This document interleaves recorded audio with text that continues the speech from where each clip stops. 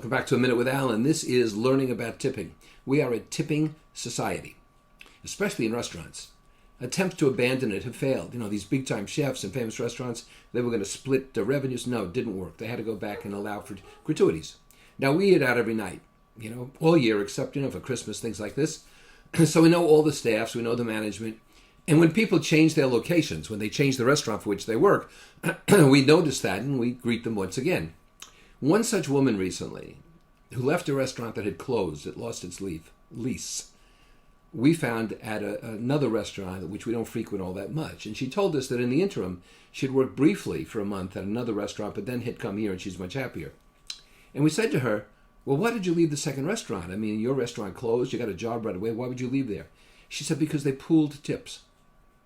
I said, don't all restaurants pool tips? And she said, no, it's a policy, one way or the other.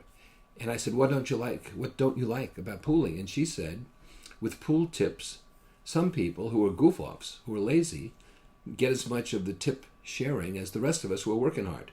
I don't like that. I like it when we keep our own tips. So it sounds like even with tipping, capitalism sure as hell beats socialism.